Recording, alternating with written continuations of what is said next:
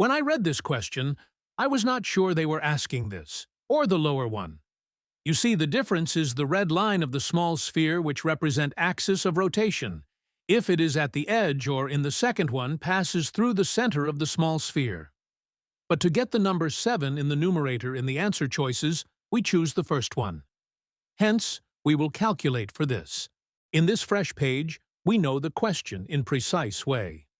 Now, moment of inertia of a sphere around the axis passing through the center of mass is this. They are essentially the same. The mass is different, and the radius is twice for the big one. Since in the question we have axis, which is shown in red, and it does not pass through center of mass, we apply parallel axis theorem to calculate the moment of inertia. This theorem is easy to apply, and it is very useful, so I advise you to learn it.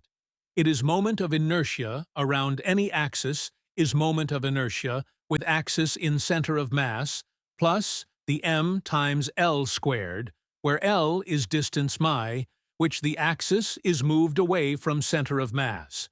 So here is the calculation for small mass sphere. We do this in next page. On this page we have the ask and the moment of inertia of the small sphere with axis of rotation at the edge to be used later. Now we focus on the moment of inertia of sphere which has cut small sphere. To do this, we look at the definition of the moment of inertia itself. It is just sum of mass elements times closest square of the distance from the axis.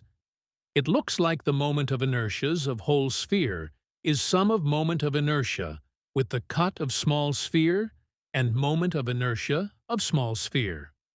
Note that axis of rotation is unchanged, so for small sphere is at the edge of the sphere.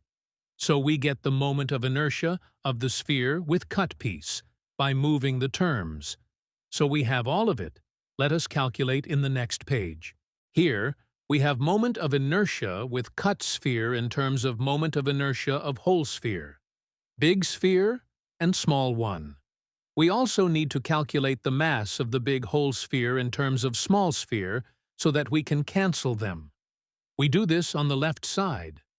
We use the formula of mass equals density times volume. We find that the mass of the big whole sphere is 8 times that of small sphere. So we simplify the moment of inertia calculation for the sphere within cut-out sphere. Now we can calculate the ratio which is asked. We do this in next page. We have the moment of inertia of small sphere with axis on rotation on the edge, and we have moment of inertia of the big sphere with the cut sphere. They asked for the ratio, so we have it. It comes to 7/57. If you like our teaching style, please like and subscribe. Thank you.